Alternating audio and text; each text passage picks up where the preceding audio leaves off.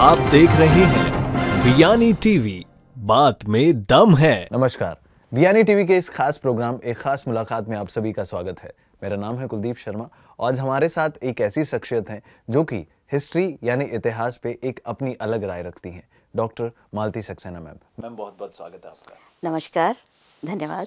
मैं आज का ये जो खास टॉपिक है जिस पे हम बात करने वाले हैं, इस टॉपिक को मैं बहुत लंबे टाइम से सोच रहा था कि इस पे एक डिस्कशन किया जाए, एक इस मुद्दे पे बात की जाए। साहित्य और इतिहास, ये दोनों अपने आप में एक अलग मायने रखते हैं, अलग एक अपना शब्दार्थ रखते हैं।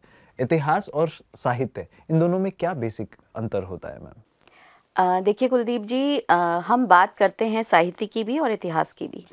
इतिहास को देखा जाए तो इसमें कुछ तथ्य होते हैं, घटनाएं होती हैं जिनकी प्रामाणिकता होती है।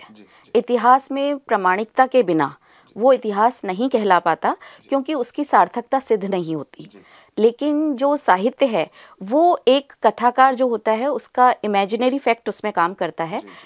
कवि अपनी कल्पना से इतिहास को तय कर लेता है अपने हिसाब से। इसी प्रकार से जो लेखक होते हैं वो कहानियाँ लिखते हैं, ऐतिहासिक कहानियाँ जैसे लिखी हैं, जयशंकर प्रसाद साहब ने लिखी हैं, और अन्य साहित्यकार भी हैं जिन्होंने लिखी हैं, इस तरह की ऐतिहासिक घटनाओं को लिखा है, एक कहानी के रूप में ढाला है या एक उपन्यास के रूप में ढाला है।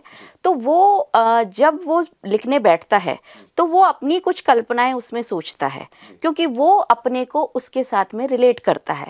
ऐतिहासिक घटनाओं के साथ में जब हम अपने आप को वहाँ रख कर सोचने लगते हैं तो जाहिर सी बात है कि कुछ ना कुछ हम अपना उसके अंदर पुट डालेंगे ही। तो इतिहास में प्रामाणिकता सिद्ध होती है, लेकिन साहित्य के अंदर ऐसा आवश्यक नहीं होता। तो इसको हम ऐसे मान सकते हैं कि इतिहास जो है वो पूरा प्रमाणिक तौर पे उसके तथ्य, उसके जो भी फैक्ट्स हैं वो मौजूद रहते हैं, लेकिन जो साहित्य है वो इमेजिनरी होता है। जैसे एक लेखक अपनी कहानियाँ लिखता है, फिल्में लिखता है, उसी प्रकार एक साहित्यकार जो साहित्य लिखता है उसमें अपनी इमेजिनेशन डालते हुए थोड़ा सा उसको अच्छा बनाने के लिए वो अपनी इमेजिनेशन को यूज़ करता है, जैसा कि आपके अनुसार ये चीज़ आपने बताई। मैम, एक सवाल जो अभी इन दिनों बहुत ट्रेंड में था और अभी भी उस पर बहुत मुद्दा, वो काफ़ी हॉट एक टॉपिक बन चुका है हिंदुस्तान का, कि पद्मावती जो फिल्म आने वाली थी वो अभी इसीलिए रिलीज़ नहीं हो पाई क्योंकि उस पर बहुत सारी कंट्रोवर्सी थी, बहुत सारे सवाल थे लोगों के। लोग कहते हैं कि पद्मावती बेसिकली जो फिल्म है वो पद्मावत जो काव्य साहित्य है उससे लिया गया है। तो साहित्य में जैसे आपने बताया कि साहित्य इमेजिनेशन पे डिपेंडेंट होता है, उसमें इमेजिनेशन होती है, तो क्या ये जो पद्मावत महाकाव्य जो लिखा गया था, इस महाकाव्य में भी कुछ ऐसा ही था कि इमेजिनेशन थी, स्टोरी थी, या अपने तरीके से उनको तोड़ मरोड़ के बनाया गया था? क्या कुछ ऐसा इसमें था? जी, देखिए कुलदीप जी, ऐसा है कि जो चित्तौड़ की रानी है पद्मिनी, उनके विषय के अंदर जो लिखा गया है ये बेसिकली जायसी जो थे, मूलतः उन्होंने अवधी भाषा में एक महाकाव्य की रचना की थी जिसको पद्मावत कहा जाता है। तो उसमें उन्होंने अपनी कल्पना से एक तोता जो है वो इंसानों की भाषा उसके अंदर बोलता है, ठीक है। उसमें सिंगल देश की राजकुमारी हैं पद्मावती, और उसके साथ में नागमणि है, उसकी विरह व्यथा है, राजा रतन सेन हैं, अलाउद्दीन खिलजी हैं। अलाउद्दीन खिलजी का भी उसके अंदर एक अलग नाम दिया गया है। तो ये जो घटनाएं थी उनको देखिए, अरब आक्रमणकारी आए और जायसी भी यहाँ से नहीं थे, तो उन्होंने जब हम एक देशभक्ति की बात कर लेते हैं यहाँ पर थोड़ी सी, कि जब हम अपने भारत वंशी हैं और भारत से संबंधित हम कोई कथा लिखने जा रहे हैं या कोई कहानी लिखने जा रहे हैं, तो हम जहाँ पर अपने देश के विषय में सोचेंगे, ठीक है, हम अपने राजा महाराजाओं की, जो जैसे पहले ज़माने में जो वो हुआ करते थे, राजाओं के दरबार में चारण साहित्य लिखा जाता था। तो ये जो होते थे, जैसे पृथ्वीराज थे, तो पृथ्वीराज के साथ में जो चारण कवि जाते थे, उन्होंने उनके विषय के अंदर बहुत अच्छी बातें लिखी, कि जो युद्ध का वर्णन करते थे तो कहते हैं कि युद्ध भी जो है सजीव वर्णन जो है वो चारण किया करते थे। तो अपने राजा महाराजाओं की अतिशोक्तिपूर्ण वर्णन वो करते थे। तो उसी प्रकार जायसी ने जब पद्मावत लिखा तो जायसी ने भी, क्योंकि वहाँ से वो रिलेट करते थे और भारत में आकर के वो रहे थे, तो उन्होंने महाकाव्य तो यहाँ का लिखा है, राजकुमारी पर बेस्ड एक कथानक को लिया उन्होंने, लेकिन उसके अंदर जो चीज़ें, जो तथ्य जोड़े, वो उन्होंने कहीं कुछ अपनी कल्पनाओं के बल पर उन्होंने उस चीज़ को आगे, उस महाकाव्य को जैसे कहते हैं पॉपुलर करने के लिए, लोकप्रिय बनाने के लिए जो हथकंडे अपनाए जाते हैं आजकल जैसे, वैसे ही उस ज़माने में भी कुछ होता था। तो उन्होंने अपनी एक सरल भाषा जो कि अवध प्रांत में बोली जाती थी, वहाँ पर जैसे कि जो रामायण है, रामचरितमानस का रूप है, रामायण तो संस्कृत में है लेकिन रामचरितमानस अवधी भाषा में है। तो रामचरितमानस को आज भी उत्तर प्रदेश में जन जन में गाया जाता है, बोला जाता है। तो अधिकांश भारतीयों की जो भाषा थी उस समय, अवधी भाषा, उसको लेकर के उन्होंने वो महाकाव्य रचा और उस महाकाव्य के जरिए वो ये पहुंचाना चाहते थे, अपनी जो बात थी उन्होंने अपनी बात रखी थी। जहाँ तक इतिहास की बात हम करेंगे तो चित्तौड़ का एक अपना मेवाड़ का इतिहास रहा है और ये सर्वविदित है कि उन्होंने, जैसे कि महाराणा प्रताप की हम बात करेंगे तो उन्होंने कभी हार नहीं मानी, अपनी स्वतंत्रता के लिए जिए। तो ये एक अस्तित्व, एक नारी के अस्तित्व का सवाल यहाँ पर है कि इतिहास में नारी का अस्तित्व है, सब जानते हैं। रानी पद्मिनी हुई थी, ठीक है, उन्होंने जौहर भी किया था, इसके भी प्रमाण वहाँ मिलते हैं।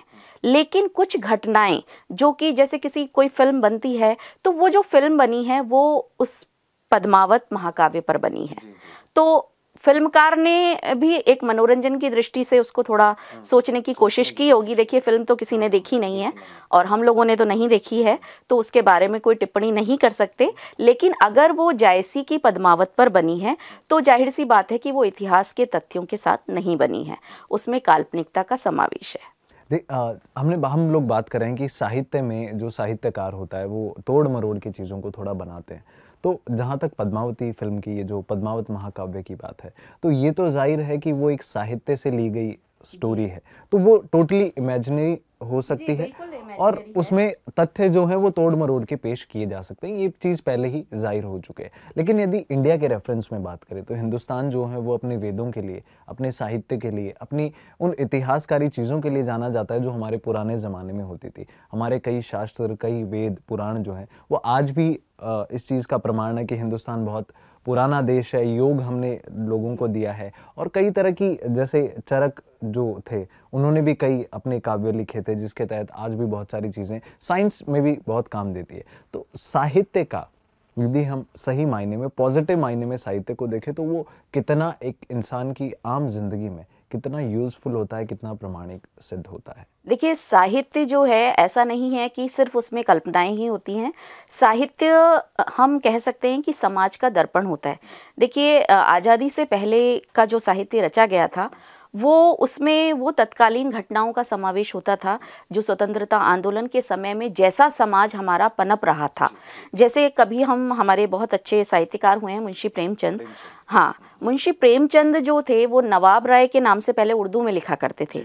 तो उर्दू में जब उन्होंने सोजे वतन लिखा, सोजे वतन में भी हिंदुस्तान की बात की गई थी, तो उसे अंग्रेज़ों ने जब्त करवा ली थी उसकी सारी प्रतियाँ। जी, उसके बाद उन्होंने प्रेमचंद के नाम से अपना साहित्य लिखना शुरू किया और उन्होंने, उस समय जमींदारी प्रथा थी हमारे यहाँ देश में, तो जमींदार जो थे जिस प्रकार शोषण किया करते थे किसानों का, उनकी ज़मीनों पे उनसे खेती करवाते थे और बदले में उनको कुछ हिस्सा दिया जाता था और सारी ज़िंदगी वो कर्ज के बोझ से दबे रहते थे।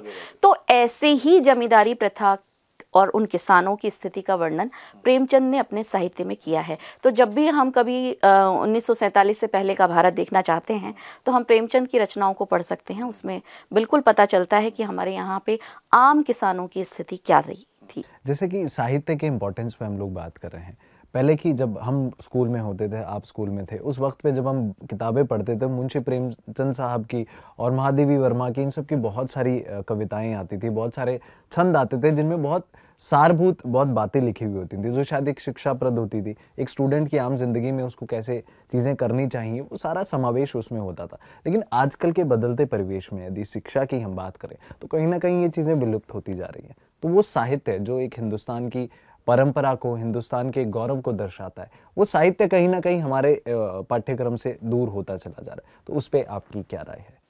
देखिए, साहित्य जो है वो ऐसा नहीं है कि पाठ्यक्रम से दूर हो गया है।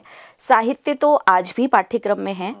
अगर आर्ट्स के स्टूडेंट्स हैं तो वो साहित्य पढ़ते ही हैं और मेरे ख्याल से 10th तक तो सभी को कहीं ना कहीं किसी ना किसी रूप में, लेकिन वो जो एक जिस तरीके से हम पढ़ते थे, जो किताबें हम लोग पढ़ा करते थे, उस समय इस चीज़ की इम्पोर्टेंस कहीं ज़्यादा थी। मतलब हम लोगों को बेसिक एजुकेशन से बताया जाता था कि साहित्य या जो इतिहासकारों ने हमारी चीज़ें लिखी हैं वो बहुत इंपॉर्टेंट है, और कहीं ना कहीं वो आपको एक निजी ज़िंदगी जीने का एक तरीका भी आपको देती थी। लेकिन आजकल के पाठ्यक्रम की यदि हम स्कूली लेवल की यदि मैं बात करूँ तो उसमें कहीं ना कहीं वो चीज़ थोड़ी कमज़ोर नज़र आती है। देखिए, उस कमज़ोरी की एक वजह ये है कि हमारे समय में जब हम पढ़ा करते थे तो हमारे जब बचपन में इतना स्ट्रेस हम नहीं, आज जो स्कूल्स जो हैं वो कॉम्पिटिशन्स में चल रहे हैं, बच्चों के बस्ते का बोझ बड़ा हो गया है और शायद उसमें व्यावसायिकता जो है वो आ गई है। पाठ्यक्रम से ज़्यादा वहाँ पर जो किताबें लगाई जा रही हैं वो व्यावसायिकता की ओर है कि कितना हम किताबें बेच सकते हैं स्कूल के माध्यम से उन बच्चों की, चाहे वो उन्हें कुछ आ रहा है समझ में या नहीं आ रहा है। और जो टीचर्स हैं पढ़ाने वाले, उन पर भी एक स्ट्रेस हमेशा हावी रहता है, एक क्योंकि इतना सारा जो कोर्स का सिलेबस है उसको कंप्लीट कराना उनके लिए एक टारगेट हो गया है, तो उनके लिए बहुत मुश्किल हो गया है। जिस तरह से हमें कविताएं पढ़ाई जाती थी तो एक रस की अनुभूति के साथ में हमने स्कूल में पढ़ा था, कॉलेज में जब हम रस के साथ में पढ़ते थे, इवन जो 9 रस की हम जो बातें करते हैं तो हमारी हर कविता को पढ़ाते समय उसके अंदर रसों को बताया जाता था, अलंकार बताए जाते थे, छंद बताए जाते थे। परंतु आज ये मिसिंग हो गया है कुछ, क्योंकि उसकी वजह यही है कि बचपन से ही इतनी स्ट्रेसफुल लाइफ हो गई है और धीरे धीरे तो बच्चे फिर वो सोशल मीडिया की तरफ अट्रैक्ट हो जाते हैं। तो ऐसा नहीं है, जब हम अभी थोड़े दिनों बाद में जयपुर लिटरेचर फेस्टिवल का आयोजन होने वाला है और मैं हर साल वहाँ जाती हूँ, तो हम वहाँ पर देखते हैं कि जो हमारे टीनेजर्स हैं, जो हमारा यूथ है, वो काफ़ी मात्रा में वहाँ पे होते हैं बच्चे, और वो इतनी अच्छे से, वो ये देखिए कि जितने हमारे जो फॉरेन ऑथर्स वहाँ पर आते हैं उनकी बातचीत को ध्यान से सुनते हैं। हमारे यहाँ से भी जैसे जावेद अख्तर साहब हैं आते हैं, शशि थरूर साहब, जब गुलजार साहब आते हैं तो उनके जो सेशंस होते हैं उनको वहाँ पर वो असिस्ट करते हैं। वो सेशंस भी वो यूथ आयोजित करवा रहे हैं वहाँ पर, उनके अंदर पूरा अपना सपोर्ट दे रहे हैं। इसके साथ ही वहाँ पर एक सेल्फ डिसिप्लिन देखने को मिलता है। वैसा डिसिप्लिन मुझे लगता है कि हम, क्योंकि जब हम एक शिक्षा के स्तर पर एक उत्कृष्ट सोच जब रखता है युवा, तो वहाँ पर वो अपने आप सेल्फ डिसिप्लिन हो जाता है। कहीं बच्चों में साहित्य को पढ़ने की भावना तो है, पर थोड़ी सी ज़रूरत है उनको मोटिवेट करने की। अगर हम अपनी शिक्षा के स्तर में जो टीचर्स हैं वो ही उनको साहित्य की ओर ले जाएंगे तो आने वाले समय में ऐसा नहीं है, क्योंकि ये जो वर्चुअल चीज़ें होती हैं वो थोड़े टाइम तक असर करती हैं, परंतु साहित्य हम पर पूरी ज़िंदगी असर करता है। जो चीज़ हमने पढ़ी होती है किताबों में या हमने देखा होता है उसको, तो वो हमारे साथ पूरी ज़िंदगी रहती है, ऐसा मेरा मानना है। देखिए, कहा जाता है कि इंसान यदि अपनी ज़िंदगी में अपने लक्ष्यों को यदि सही तरीके से निर्धारित करना चाहता है, अपनी ज़िंदगी सही तरीके से जीना चाहता है, तो उसको कहीं ना कहीं दोस्त के रूप में किताब को अपना एक हिस्सा बनाना चाहिए अपनी आम जिंदगी में। जैसे कि पुराने लोग कहा करते थे और बड़े बड़े इतिहासकार जो भी बड़े लोग हुए हैं वो हमेशा किताब को अपना दोस्त मानते हैं। तो साहित्य जो हिंदुस्तान की एक परंपरा रही है, गौरव रहा है, कहीं ना कहीं उसको आगे बढ़ाने की ज़रूरत है, उसको यूथ में लाने की ज़रूरत है। क्योंकि जो लैंग्वेजेस हम लोग बोलते हैं, इंग्लिश या फिर जो भी लैंग्वेज आज के ज़माने में चल रही है, लैंग्वेज बोलना बहुत सही चीज़ है, नई चीज़ें सीखते रहना चाहिए, लेकिन कहीं ना कहीं अपना इतिहास और अपना गौरव जो है उसको इंसान को नहीं छोड़ना चाहिए। आज हमने मैम से बात करी साहित्य के बारे में कि कितना इम्पॉर्टेंट है साहित्य आम जिंदगी में और उन लोगों की ज़िंदगी में जो साहित्य को आगे अपने स्टडी के तौर पे लेना चाहते हैं। आगे खास मुलाकात में हम फिर से आपसे मुलाकात जल्दी करने वाले हैं। Thank you so much ma'am, आप शो में आए और आपका जो वैल्यूएबल नॉलेज है वो हमारे साथ में शेयर किया। Thank you so much. देखते रहिए बियानी टीवी का एक खास प्रोग्राम जिसका नाम है एक खास मुलाकात। धन्यवाद।